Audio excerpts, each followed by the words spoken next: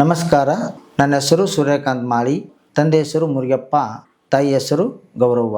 ಇವರ ಕೊನೆಯ ಮಗನಾಗಿ 1977ರಲ್ಲಿ ಕೌಟ್ಕೊಪ್ಪ ಗ್ರಾಮದಲ್ಲಿ ಜನಿಸಿದೆ. ಎಲ್ಲರಂತೆ ನಾನು ಶಿಕ್ಷಣವನ್ನು ಕನ್ನಡ ಶಾಲೆಯಾದಂಥ ಕೌಟ್ಕೊಪ್ಪ ಗ್ರಾಮದಲ್ಲಿ ಜಸ್ಟ್ ಪಾಸಾಗಿ ಮುಗಿಸಿದೆ. ತದನಂತರ ನನ್ನ ಹೈಸ್ಕೂಲ್ ಶಿಕ್ಷಣವನ್ನು ಕೌಟ್ಕೊಪ್ಪ ಗ್ರಾಮದಲ್ಲಿ ಆದಂಥ ಹನುಮಾನ್ ಹೈಸ್ಕೂಲಿಗೆ ಸೇರಿಕೊಂಡೆ. SLCಗೆ ಬಂದಾಗ ನಾನು 6 ವಿಷಯಗಳು ಫೇಲ್ ಆಗಿದ್ದೆ. ಎಲ್ಲ ವಿಷಯಗಳು ನನಗೆ ಅಂಕಗಳು 1ರಿಂದ 10ರ ಒಳಗೆ ತೆಗೆದುಕೊಂಡಿದ್ದೆ. ಆವಾಗ ಶಾಲೆಯನ್ನು ಬಿಟ್ಟು ಬಿಡಬೇಕಾ ಅಂತ ಅಂದ್ಕೊಂಡಿದ್ದೆ. ಆದರೆ ನಮ್ಮ ಅಣ್ಣಗಳು ಶಾಲೆಗೆ ನೀನು ಕಂಟಿನ್ಯೂ ಮಾಡು ಅಂತಂದಾಗ ನಾನು ಆ ವಿಷಯದಲ್ಲಿ ಮತ್ತೆ ಮರು ಪರೀಕ್ಷೆ ಕಟ್ಟಿ ಮೊದಲನೇ ಪರೀಕ್ಷೆಯಲ್ಲಿ ನಾನು 4 ವಿಷಯಗಳನ್ನು ಪಾಸಾದೆ. ಮತ್ತು ಮುಂದಿನ ಪರೀಕ್ಷೆಯಲ್ಲಿ ಇನ್ನುಳಿದ 2 ವಿಷಯಗಳನ್ನು ಪಾಸಾಗಿದೆ. ಆವಾಗ ನಾನು ಪಡೆದದು ಒಟ್ಟು ಅಂಕಗಳು 36% ಆಗಿತ್ತು. ಅದಾದ ನಂತರ ನಾನು ಮುಂದೆ PUCಗೆ ಹೋಗಬೇಕಂತ ವಿಚಾರ ಮಾಡಿದಾಗ ನಾನು ಆರ್ಟ್ಸನ್ನು ಹೋಗ್ಬೇಕಂತ ಡಿಸೈಡ್ ಮಾಡಿದ್ದೆ. ನಮ್ಮನ್ನ ಅವತ್ತು ರಾತ್ರಿ 12 ಗಂಟೆಗೆ ಬಂದು ಎಬ್ಬಿಸಿ, ನೀನು ಮಾಡಿದರೆ ಸೈನ್ಸ್ ಮಾಡು, ಇಲ್ಲಾಂದ್ರೆ ಬೇಡ ಮನೆಯಲ್ಲಿ ಇರು ಅಂತ ಹೇಳಿದಾಗ ನನಗೆ ಮುಂದೆ ಏನು ಮಾಡಬೇಕಂತೂ ಗೊತ್ತಾಗದೆ ನನಗೆ ನಮ್ಮಣ್ಣನಿಗೆ ಹೇಳಿದ್ದು ಒಂದೇ ವಿಷಯ, ನನಗೆ ABCDನೂ ಸಹಿತ ಬರಲ್ಲ. ಆದರೆ ನಾನು ಸೈನ್ಸ್ ಮಾಡಿದರೆ ನಾನು ಹೇಗೆ ಪಾಸ್ ಆಗಬಹುದು ಅಂತ ಹೇಳಿದಾಗ, ಅದು ನೀನು ಏನು ಮಾಡುತ್ತೆ ನನಗೆ ಗೊತ್ತಿಲ್ಲ, ನೀನು ಮಾಡಿದರೆ ಸೈನ್ಸ್ ಮಾಡಬೇಕು, ಇಲ್ಲ ಅಂದರೆ ಶಾಲೆ ಬಿಟ್ಟು ಮನೆಯಲ್ಲಿ ಇರಬೇಕಂತ ಹೇಳಿದರು. ನಮ್ಮ ಅಣ್ಣನಿಗೆ ಕೇಳಿದೆ, ನಿನಗೆ ನಾನು ಸೈನ್ಸ್ ಮಾಡಂತ ಯಾರು ಕೇಳಿದಾಗ ಹುಗ್ಗಿ ಮಾಸ್ತರು ಹೇಳಿದ್ದಾರೆ, ನಾನು ಅವ್ರ ಕಡೆ ಹೋಗಿ ಭೇಟಿಯಾಗಿ ಬಂದಿನಿ ಅಂತ ಹೇಳಿದರು. ಬಟ್ ಆದರೆ ನಾನು ಅಡ್ಮಿಷನ್ ಮಾಡಿ ಬಂದರು ನನಗೆ ಆಗಲ್ಲ ನಾ ಓದೋಕ್ಕೆ, ಯಾಕಂದ್ರೆ ನಾನು ಪಾಸ್ ಆಗೋದು ಇವಾಗೇ ಒಂದು ಸಬ್ಜೆಕ್ಟು ಪಾಸ್ ಆಗ್ತು, ನನಗೆ ಗ್ಯಾರಂಟಿ ಇಲ್ಲ, ಬೇಡ ಅಂತ ಹೇಳಿದೆ. ಆದರೆ ನಮ್ಮಣ್ಣ ಒಂದೇ ಮಾತು ಹೇಳಿದ್ದು, ನೀನು ಹೋಗೋದಾದರೆ ಸೈನ್ಸ್ ಮಾಡಿ ಇಂಜಿನಿಯರಿಂಗ್ ಮಾಡೋದಿದ್ರೆ ಮಾಡು, ಇಲ್ಲ ಅಂದರೆ ಬಿಟ್ಟು ಮನೆಯಲ್ಲಿ ಇರಂದು. ನನಗೆ ಆವತ್ತಿನ ಅಣ್ಣ ಅಂದಿದ್ದ ಮಾತು ಕೂತು ವಿಚಾರ ಮಾಡಿದಾಗ ನನಗೆ ನನ್ನ ಕಷ್ಟಗಳಕ್ಕಿಂತ ನಮ್ಮಣ್ಣನ ಆಸೆ ಮುಖ್ಯ ಅಂತಂದು ಅವನಿಗೆ ಒಂದು ಮಾತನ್ನು ಕೊಟ್ಟೆ. ಆಯಿತು, ನೀನು ಹೇಳಿದಂಗೆ ನಾನು ಓದ್ತೀನಿ ಅಂತ ಹೇಳಿದೆ. ಪೂರ್ತಿ ನನ್ನ ಮನಸ್ಸಿಗೆ ಪರಿಣಾಮ ಬೀರಿತು. ಆ ಪರಿಣಾಮ ಬೀರಿದ ವಿಷಯ ಎಲ್ಲಿಗೆ ಹೋಯ್ತಂದರೆ, ಹೋಗಿ ಮರುದಿವಸ ಅಡ್ಮಿಷನ್ ಮಾಡಿ ಬಂದು ಮನೆಯಲ್ಲಿ 15 ದಿವಸಗಳ ಕಾಲ ನಾನು ಊರಲ್ಲಿ ಸಹ ಹೋಗಲಿಲ್ಲ. ಯಾಕಂದರೆ ನನಗೆ ಊರಿಂದ 36 ಮಾರ್ಕ್ಸು 10ನೇತೆಯಲ್ಲಿ ತೊಗೊಂಡ ವಿದ್ಯಾರ್ಥಿ ಸೈನ್ಸ್ ಮಾಡಿದಾನಂದರೆ ನನಗೆ ಸ್ವಲ್ಪ ಮುಜುಗರ ಆಗ್ತಾಯಿತ್ತು. ಬಟ್ ಆದರೆ ನಮ್ಮನ್ನ ಆಸೆಯಂತೆ ನಾನು ಅವತ್ತಿಂದ ತೊಗೊಂಡಿದ್ದ ನಿರ್ಧಾರವನ್ನು ತೆಗೆದುಕೊಳ್ಳಬೇಡ ಅಂಥೇಳಿ ಕಂಟಿನ್ಯೂ ನಾನು 2 ವರ್ಷಗಳ ಕಾಲ ಒಂದೂ ದಿವಸ ಕಾಲೇಜನ್ನು ಬಿಡದೆ ಹೋದೆ. ಆದ ಮೇಲೆ ನನಗೆ ಎಕ್ಸಾಮನ್ನು ಮುಗಿಸಿ ನನಗೆ ಆವತ್ತಿನ ಅಂಕಗಳು 52% ಆಗಿ ಸಿಕ್ಕಿತು. ಆದ ನಂತರ TCHಗೆ ಹೋಗಬೇಕು ಅಂತ ವಿಚಾರ ಮಾಡಿದೆ. ನಮ್ಮಣ್ಣ ಅವಾಗೂ ಬಂದು, ಬೇಡ, ನಾನು ಓದಿದ್ದೀನಿ, PUC ಓದಿದ್ದೀನಿ, ಬಟ್ ನನಗೇನೋ ಹತ್ತಿಲ್ಲ, 52 ಮಾರ್ಕ್ಸ್ ಇಟ್ಕೊಂಡು ನಾನು BE ಹೋಗ್ತಂದ್ರೆ BEಯಲ್ಲಿ ಹೋಗೋದು ತುಂಬ ಕಷ್ಟ, ಅವು ಎಲ್ಲ ದೊಡ್ಡ ದೊಡ್ಡ ಕಾಲೇಜ್ ಆಗಲ್ಲ ಅಂದರು. ಇಲ್ಲ, ಹೋದರೆ ಅದೇ ಹೋಗು, TCH ಬೇಡ ಅಂತ ಹೇಳಿದ. ಮತ್ತೆ ಬೇಡ ಅಂತ ಅದೇ ಅವರ ಹಾದಿಯಲ್ಲೇ ಹೋಗ್ಬೇಕಂತ ಡಿಸೈಡ್ ಮಾಡಿ ಆಯಿತು ಅಂದೆ. ಆಮೇಲೆ ಮತ್ತೆ CET ಕಟ್ಟಿದೆ. ಬಟ್ CETನೂ ನನಗೆ ಫಸ್ಟು CETನೂ ಫೇಲ್ ಆಯಿತು. ಆಮೇಲೆ ಪೇಮೆಂಟ್ ಶೀಟಲ್ಲಿ ಮಾಡ್ತಂತೂ ಹೋದರು. ಪೇಮೆಂಟ್ ಶೀಟ್ ನಾನು ಮಾಡೋಕ್ಕಾಗಲ್ಲ, ಯಾಕೆ ಮನೆಯ ಪರಿಸ್ಥಿತಿ ಸರಿ ಇಲ್ಲ, ಮನೆಯಲ್ಲೇ ಹೊರಗಡೆ ಸಾಲ ಇದ್ದಾಗ ಪೇಮೆಂಟ್ ಶೀಟ್ ಮಾಡೋಕ್ಕಾಗಲ್ಲ, ನನಗೆ ಪಾಸ್ ಆಗ್ತು, ನನಗೂ ಗ್ಯಾರಂಟಿ ಇಲ್ಲ ಅಂತ ಹೇಳಿದಾಗ ಆಯಿತು, ಏನು ಮಾಡೋದು, ಇನ್ನೊಂದು ವರ್ಷ ವೆಯ್ಟ್ ಮಾಡ್ತಂತ ಹೇಳಿ ಇನ್ನೂ 1 ವರ್ಷಗಳ ಕಾಲ ವೆಯ್ಟ್ ಮಾಡಿ ಕೂತು ಆಮೇಲೆ ಮತ್ತೆ CETಯಲ್ಲಿ ಪಾಸ್ ಮಾಡಿಕೊಂಡೆ.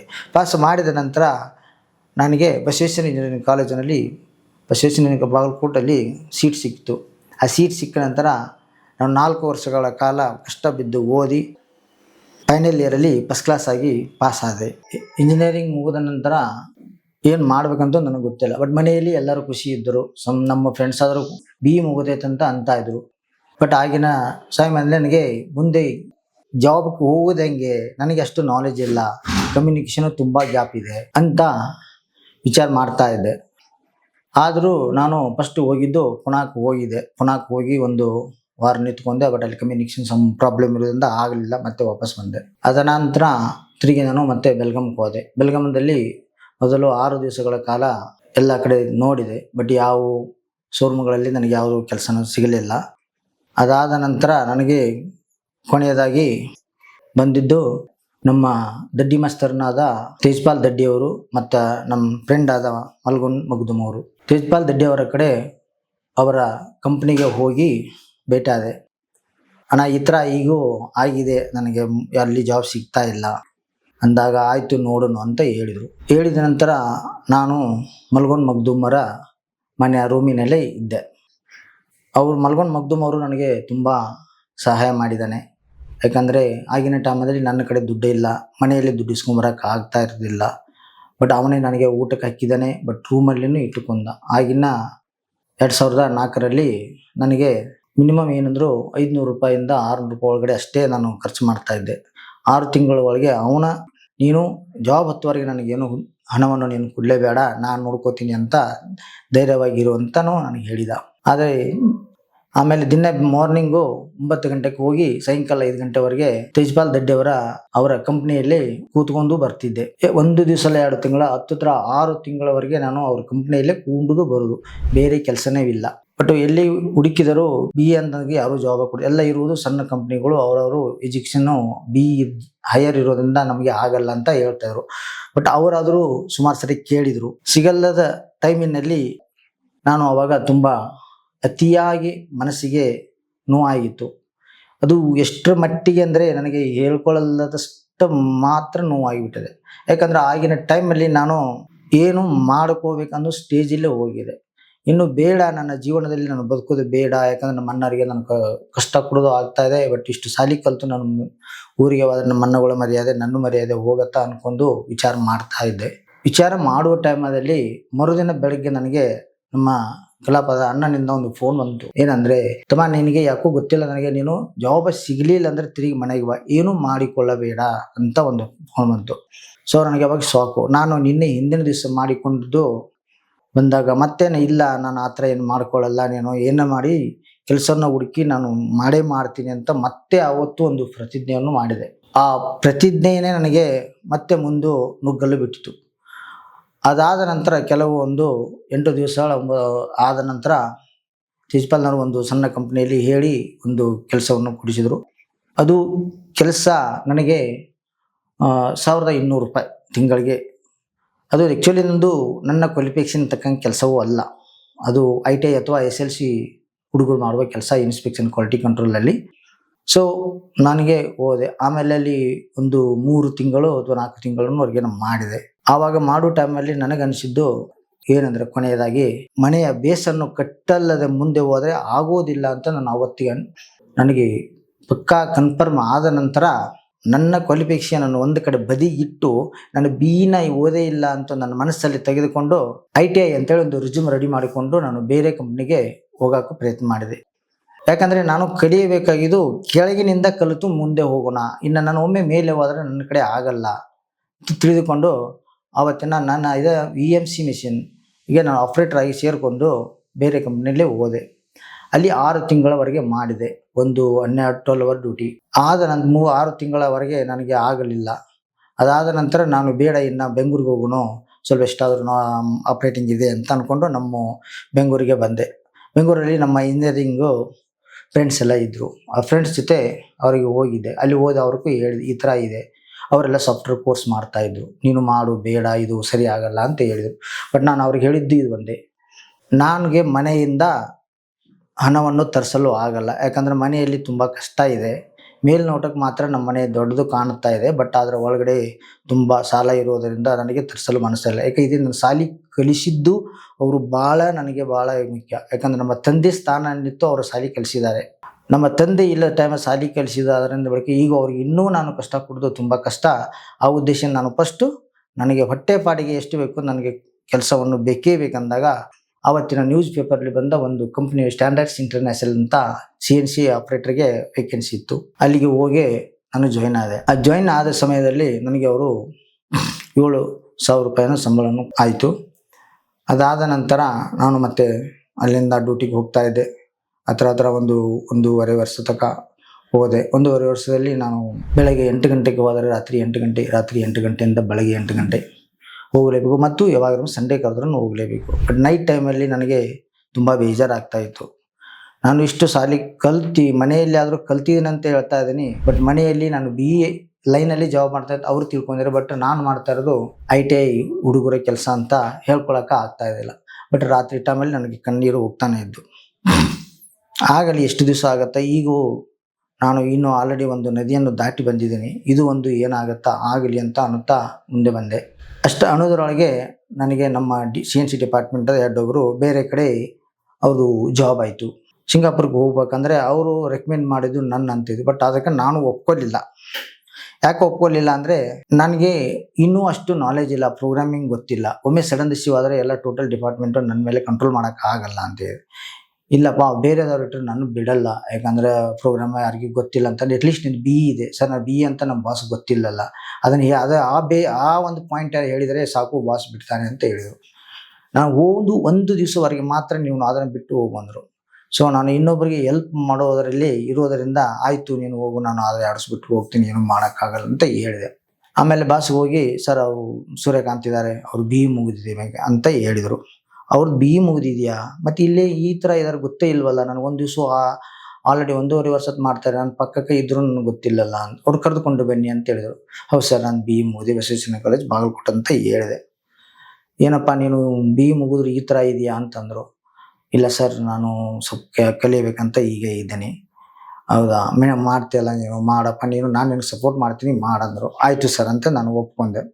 ಬಟ್ ಇವನು ಮರು ದಿವಸ ಬಿಟ್ಟು ಹೋದ ನಂತರ ಅವತ್ತು ಬಿಟ್ಟು ಮಾರನೇ ದಿನ ನನಗೆ ಒಂದು ಅಚಾನಕ ಕೆಲಸ ಒಂದಿತ್ತು, development critical job, aerospace job ಇತ್ತು. ಆ ಏರೋಸ್ಪೇಸ್ ಜಾಬ್ ಮಾಡೋದಂದರೆ ನನಗೆ ಫಸ್ಟ್ ಆಫ್ ಆಲ್ ಪ್ರೋಗ್ರಾಮೇ ಗೊತ್ತಿಲ್ಲ. ಬರೀ ಅವರು ಏನೋ ನನಗೆ ಇದ್ದವನು 1.5 ವರ್ಷ ನನಗೆ ಕಂಪ್ಯೂಟರ್ ತಕ್ಕೋಸಿಟ್ಟು ಬಿಟ್ಟಿದ್ದಿಲ್ಲ. ಆವಾಗ ಏನು ಮಾಡಬೇಕಂತೂ ನನಗೆ ತೋರಿಸ್ತಾನೆ ಇದ್ದಿಲ್ಲ. ಬಿಟ್ಟು ಹೋದ ನಂತರ 3 ದಿವಸಗಳ ಕಾಲ ಬರೀ ಕಂಪ್ಯೂಟರ್ ಮುಂದೆ ಕೂತು ನಮ್ಮದು ಸಾಫ್ಟ್ವೇರ್ನ ನೋಡಿ ಪ್ರೋಗ್ರಾಮು ನಾನೇ ಕಲಿತುಕೊಂಡು ಆಗ ಆಲ್ರೆಡಿ ಡೆಲ್ಲಿಯಿಂದ ಕಸ್ಟಮರ್ಸ್ ಆಯಿತು, ವೇಟಿಂಗು 1 ತಿಂಗಳೊಳಗೆ ಟೋಟಲ್ ಪ್ರಾಜೆಕ್ಟ್ ಕಂಪ್ಲೀಟ್ ಮಾಡಬೇಕಿತ್ತು. ಸೊ ಆ ಪ್ರಾಜೆಕ್ಟ್ ಕಂಪ್ಲೀಟ್ ಮಾಡಬೇಕಂದ್ರೆ ನನಗೆ ಇನ್ನೂ ಭಾಳ ಡೀಪಾಗಿ ಬೇಕಂತ ನನಗೆ ಟೈಮೂ ಇಲ್ಲ. ಆ ಟೈಮಿನಲ್ಲಿ ನಾನು ಹಗಲ ರಾತ್ರಿ ಕೂತು 1 ತಿಂಗಳವರೆಗೆ ಆ ಪ್ರಾಜೆಕ್ಟನ್ನು ಕಂಪ್ಲೀಟ್ ಮಾಡಿ ನಮ್ಮ ಬಾಸ್ ಕೈಯಲ್ಲಿ ಕೊಟ್ಟಾಗ ನಮ್ಮ ಬಾಸು ಆ ಖುಷಿಯಾಗಿದ್ದು, ಅವ್ರಿಗಿಂತ ನನಗೆ ಖುಷಿಯಾಗಿದ್ದು, ಅದು ಜೀವನದಲ್ಲಿ ಮರೆಯಲಾಗದ ನನಗೆ ಒಂದು ಕನಸು. ಆವತ್ತಿನವರೆಗೆ ಸ್ಟಾರ್ಟ್ ಆಯಿತು. ಅದಾದ ನಂತರ ಮುಂದೆ ಕಂಟಿನ್ಯೂ ಮಾಡ್ತಾ ಇದ್ದೆ. ಸೊ ಅದೇ ಥರ ಒಂದು ಕಂಪ್ನಿಯಲ್ಲಿ ಒಂದು ಇನ್ಸಿಡೆಂಟು ಆಯಿತು. ಒಂದು ಥರ ನಾನು ಊರಿಗೆ ಬಂದೆ. ಅದರಲ್ಲಿ 200 ಜಾಬು ಟೋಟಲಿ ರಿಜೆಕ್ಟೆಡ್ ಆಗಿತ್ತು. ರಿಜೆಕ್ಟ್ ಅಂದರೆ ನನ್ನ ಲೆಕ್ಕ ಪ್ರಕಾರ ರಿಜೆಕ್ಟು, ಬೇರೆದವ್ರಿಗೆ ರಿಜೆಕ್ಟು. ಬಟ್ ಬಾಸ್ ಅಂದರೆ ಒಂದು ಜಾಬು ರಿಜೆಕ್ಟ್ ಆದರೆ ಅವನು ಇಡೀ ಗ್ಲಾಸನ್ನು ಹೊಡೆದೋಗ್ತಿದ್ದ ಅಂತ ಅವರು ಹೈ BP ಪರ್ಸನ್ಸು. ಸೊ ಆಗಿನ ಟೈಮಿನಲ್ಲಿ ನಾನು ಊರಿಗೆ ಬಂದೆ. ನಮ್ಮ ಹುಡುಗರೆಲ್ಲ ಫೋನ್ ಮಾಡಿದರು, ನಿನಗೆ ಜಾಬ್ ರಿಜೆಕ್ಟ್ ಆಗಿದೆ, ಈ ಥರ ಬರಬೇಡ, ಬಾಸ್ ಬಂದರೆ ಬಿಡಲ್ಲ ನನಗೆ ಅಂತ. ಬಟ್ ಆದರೂ ನಮ್ಮ ಬಾಸು ನನಗೊಂದು ಫೋನ್ ಮಾಡಲಿಲ್ಲ. ನಮ್ಮ ಕಂಪ್ನಿಯಲ್ಲಿ 20 ಜನ ಫೋನ್ ಮಾಡಿದರು, ಈ ಸೂರ್ಯಕಾಂತ್ ಹಿಂಗಾಗಿದೆ. ನಾನು ಫೋನ್ ಮಾಡಿದಾಗ ಒಂದೇ ವಿಷಯ, ಆಯಿತು ಬಂದು ನೋಡ್ತೀನಿ ಅಂತ ನಾನು ಅಷ್ಟೇ ಹೇಳಿದೆ. ಬಟ್ ಹತ್ರ ಅದು 2 crore rupees ಜಾಬು.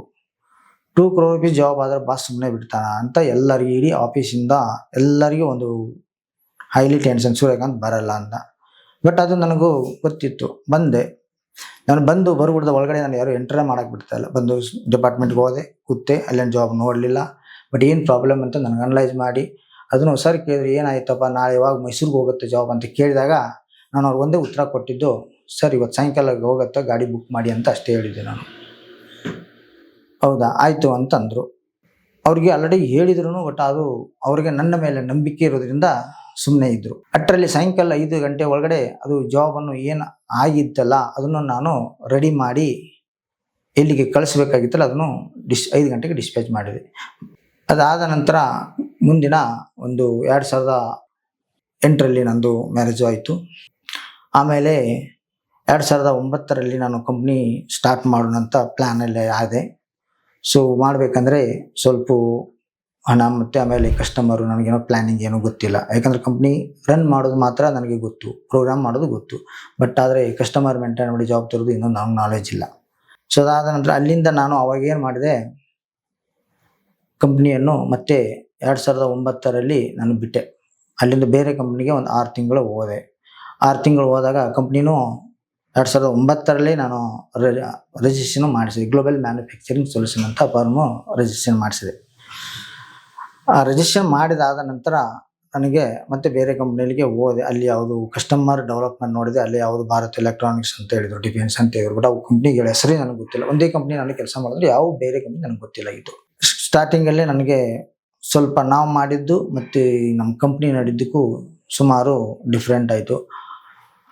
ಆಗಿನ ನಮ್ಮ ಅಣ್ಣಂದಿರ ಕಡೆ 5 ಲಕ್ಷ, ಆಮೇಲೆ ನಮ್ಮ ಮಾಮರ ಕಡೆ ಒಂದು 3 ಲಕ್ಷ, ಅಣ್ಣಂದಿಗಿದ್ದು 1 ಲಕ್ಷ ಹಾಕಿ, ಸೊ ಇನ್ನು ಉಳಿದು ಲೋನ್ ಮಾಡಿಸಿ ನಾನು ಒಂದು 40 ಲ್ಯಾಕ್ಸ್ ಪ್ರಾಜೆಕ್ಟ್ಗೆ ಒಂದು ಕಂಪ್ನಿಯನ್ನು ಸ್ಟಾರ್ಟ್ ಮಾಡಿದೆ. 2010ರಲ್ಲಿ ಸ್ಟಾರ್ಟ್ ಆಗಿದ್ದ ಕಂಪ್ನಿ ಹತ್ರ 2 ಇಯರ್ಸಲ್ಲಿ ಒಂದು ಹಂತಕ್ಕೆ ಬೆಳೆಯಿತು. ಸೊ 2 ವರ್ಷದಲ್ಲಿ ಹೇಳ್ಬೇಕಂದ್ರೆ ಕಂಪ್ನಿ ನನಗೂ ಇಷ್ಟ ಆಗಲ್ಲ ಅಂದ್ಕೊಂಡಿದ್ದೆ. ಇನ್ನು ನನಗೆ ಡಿಪ್ರೆಷನ್ ಆಗತ್ತೆ, ಕಂಪ್ನಿ ಬೆಳಿಬೇಕಂತ ತುಂಬ ಟೈಮ್ ತಿನ್ನಂತ ಅಂತ ಅಂದ್ಕೊಂಡಿದ್ದೆ. ಆ ಥರದ 18 ಲಕ್ಷ ರೂಪಾಯಿ ಉಳಿತು. ಆ 18 ಲಕ್ಷ ರೂಪಾಯಿನ ತೊಗೊಂಡು ನಾನು ಮತ್ತೆ ಇನ್ನೂ ಒಂದು ಮಿಷಿನು ನಾನು ಪರ್ಚೇಸ್ ಮಾಡಿದೆ. ಆ ಪರ್ಚೇಸ್ ಮಾಡಿದ ನಂತರ ನನಗೆ ಮತ್ತೆ ಏನಾಯಿತು ಅಂತ ಗೊತ್ತಿಲ್ಲ. ಮತ್ತೆ 3 ಪ್ರಾಬ್ಲಮ್ ಕ್ರಿಯೇಟ್ ಸ್ಟಾರ್ಟ್ ಆಯಿತು. ಕೆಲಸ ಇದ್ದಕ್ಕಿದ್ದಂಗೆ ಕಮ್ಮಿ ಆಯಿತು, ಕಂಟ್ರೋಲ್ಗೆ ಸಿಗಲಿಲ್ಲ. ಕೆಲಸ ಮಾತ್ರ 24 ಅವರ್ಸು, ಬೆಳಗ್ಗೆಯಿಂದ ರಾತ್ರಿ 12 ರಾತ್ರಿ ಮಿನಿಮಮ್ 16 ಅವರ್ಸ್ ನಾನು ವರ್ಕ್ ಮಾಡ್ತಾಯಿದ್ದೆ. ಆ ಥರ ಒಂದೊಂದು ತಿಂಗಳಾದ್ರೂ ಮನೆಗೆ ಹೋಗ್ತಾ ಇದ್ದಿದ್ದಿಲ್ಲ. ಆ ಕೆಲಸ ಮಾಡಿದ್ರೂ ಕಂಟ್ರೋಲ್ ಆಗಲಿಲ್ಲ. ಯಾಕಂದರೆ ನಾನು ಮತ್ತೆ ಹೊರಗಡೆ ಸಾಲ ತರಲು ಶುರು ಮಾಡಿದೆ. ಕಂಟಿನ್ಯೂ ನಡೆಸಲೇಬೇಕು, ಯಾವ ಕಾರಣಕ್ಕೂ ಮುಂದೆ ಕಾಲಿಟ್ಟನ್ನು ಹಿಂದೆ ಇಡಲ್ಲ ಅಂತ ನಾನು ಆಲ್ರೆಡಿ ಸ್ಟಾರ್ಟ್ ಮಾಡೋದು ಡಿಸೈಡ್ ಮಾಡಿದಂಗೆ ಹಿಂದೆ ಸರಿಲಿಲ್ಲ. ಬಟ್ ಆ ಕಂಪ್ನಿ ಮೇಲೆ ನನಗೆ ಅಪಾರವಾದ, ನಾನು ಹಿಂದಿಲ್ಲ ನಾಳೆ ನಾನು ಕಂಪ್ನಿ ನಂಬಿದ್ದೆ, ಹಿಡಿಯತ್ತಂತ ಒಂದು ಭಾವನೆ ಅಂತೂ ನನ್ನ ಮನಸ್ಸಲ್ಲಿ ಯಾವ ಕಾರಣಕ್ಕೂ ಹೋಗ್ತಾ ಇದ್ದಿದ್ದಿಲ್ಲ. ಆಮೇಲೆ ನಮ್ಮ ವೈಫ್ ಅವರು ಸುಮಾರು ಕಂಪ್ನಿಗೆ ಸಪೋರ್ಟ್ ಮಾಡ್ತಾ ಇದ್ರು, ಬಟ್ ಆದರೆ ಚೆನ್ನಾಗಿ ಆಗತ್ತಾ ಅಂತ ಕೊಡ್ತಾಯಿದ್ರು. ಅಲ್ಲಿಗೆ ಹೋಗ್ಬಿಡ್ದೆ ನನಗೆ ಹತ್ರ 2019ವರೆಗೆ ನಾನು ಸಾಲನ ಓವರ್ ಆಯಿತು. ಹತ್ರ 1 ಕೋಟಿ CR ವರೆಗೆ ನಾನು ಸಾಲ ರೀಚ್ ಆಗಿಬಿಡ್ತು. 1 ಕೋಟಿ ಸಾಲ ರೀಚ್ ಆದಾಗೆ ನಮ್ಮ ಕಡೆಗೂ ನಮ್ಮ ವೈಫ್ ಆದ್ರೂ ಇನ್ನು ಕಷ್ಟ ಇದ್ದಾರೆ, ಬೇಡ ಅಂತನೂ ಲೆಕ್ಕಕ್ಕೆ ಬಂದರು.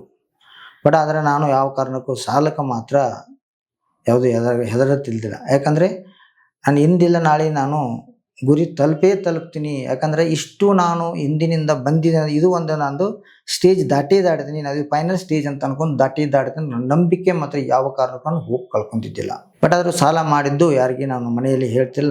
ನಮ್ಮ ಅಣ್ಣನಿಗೆ ಒಬ್ಬಗ ಗೊತ್ತಿತ್ತು. ಯಾಕಂದರೆ ಅವನಿಗೆ ಬಂದಾಗ ನಾನು ದುಡ್ಡು ತರಿಸಲಕ್ಕೂ ಕಳಿಸ್ತಿದ್ದೆ ನಮ್ಮ ಅಣ್ಣನಿಗೆ. ಸೊ ಆ ಉದ್ದೇಶದಿಂದ ಅವ್ರಿಗೆ ಗೊತ್ತು, ನಮ್ಮ ವೈಫ್ ಅವರಿಗೆ ಗೊತ್ತಿತ್ತು, ನಮ್ಮ ಫ್ರೆಂಡ್ಸ್ಗೆಲ್ಲ ಗೊತ್ತಿರೋದ್ರಿಂದ. ಬಟ್ ಯಾರಿಗೆ ನಾನು ಎಕ್ಸ್ಪ್ಲೋಸರ್ ಜಾಸ್ತಿ ಮಾಡ್ತಾ ಇದ್ದಿಲ್ಲ. ಬಟ್ ನನ್ನ ಗುರಿ ಏನಂದರೆ 2013ರಿಂದ ನಾನು ಏನು ಮಾಡಬೇಕಂದ್ರೆ, ಏನಾದರೂ ನಾನು ಇನ್ನು ಬೆಳೆಯಬೇಕಂದ್ರೆ ನಾನು ಡೈರೆಕ್ಟ್ ಕಸ್ಟಮರ್ ಡಿಫೆನ್ಸ್ ಲೆವೆಲ್ಲು ಅಥವಾ ಭಾರತ್ ಎಲೆಕ್ಟ್ರಾನಿಕ್ಸ್ ಹೋದ್ರೇ ನಂದೇ ಆಗತ್ತಾ ಅನ್ನೋದೊಂದು ನನಗೆ ಗೊತ್ತಿತ್ತು. 5 ವರ್ಷಗಳ ಕಾಲ ನಾನು ಕಸ್ಟಮರ್ ಡೆವಲಪ್ ಮಾಡೋಕ್ಕೆ ಸುಮಾರು ಕಷ್ಟ ಬಿದ್ದೆ. ಎಲ್ಲ ಕಡೆ ಕಷ್ಟ ಬಿದ್ದು 2019ರಲ್ಲಿ ನನಗೆ ಡಿಫೆನ್ಸ್ DRDO ಡೆವಲಪ್ ಮಾಡಿದೆ. ಆಮೇಲೆ ಭಾರತ್ ಎಲೆಕ್ಟ್ರಾನಿಕ್ಸ್ ಡೆವಲಪ್ ಮಾಡಿದೆ. ಆಮೇಲೆ ಆಟೋಟೆಕ್ ಸಿಸ್ಟಮ್ಸ್ ಅಂತಿತ್ತು. ಈ 3 ಕಂಪ್ನಿಯಿಂದ ಡೆವಲಪ್ ಮಾಡಿದಾಗ ನನಗೆ ಅಲ್ಲಿಗೆ ಆಟೋಮೆಟಿಕಲಿ ಗ್ರೋತ್ ಸ್ಟಾರ್ಟ್ ಆಯಿತು. ಡಿಫೆನ್ಸಲ್ಲಿ ತುಂಬ ಕ್ರಿಟಿಕಲ್ ಆಫ್ ದ ಜಾಬು. ಯಾಕಂದರೆ ಏರೋಸ್ಪೇಸ್ ಕಾಂಪೋನೆಂಟ್ ಮಾಡೋದು total of the assembly work. ನಾನು ಓನ್ಲಿ ಫಾರ್ ಮಷನಿಂಗ್ ಒಂದು ಮಾಡಿಕೊಡ್ತಾ ಇದ್ದಿಲ್ಲ. ನಾನು ಕಂಪ್ನಿ ಸ್ಟಾರ್ಟ್ ಮಾಡಿದ್ದು 2 ಮಿಷಿನ್ ಇದ್ದರೂ ಮಿನಿಮಮ್ ನಮಗೆ 7 ಜನ ಬೇಕೇ ಬೇಕು. 7 ಜನ ಇದ್ದರೆ ಕಂಪ್ನಿ ರನ್ ಆಗುತ್ತೆ. ಡೇ ಇಬ್ಬರು, ನೈಟ್ ಇಬ್ಬರು, ಇನ್ಸ್ಪೆಕ್ಷನ್ ಒಬ್ಬರು, ಆಮೇಲೆ ಅಂತ ಅಸೆಂಬ್ಲಿಗೆ 1 ಇಬ್ಬರು ಬೇಕೇ ಬೇಕು.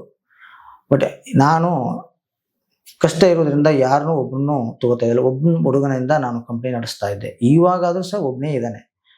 ಎಲ್ಲ ವರ್ಕು ಪ್ರೋಗ್ರಾಮಿಂದ up to hand work with outside work, material purchasing ಏನೇ ಇದ್ದರೂ ನಾನು ಒಬ್ಬನೇ ಇಲ್ಲಿವರೆಗೆ ಹ್ಯಾಂಡಲ್ ಮಾಡ್ತಾನೆ ಇದ್ದೀನಿ.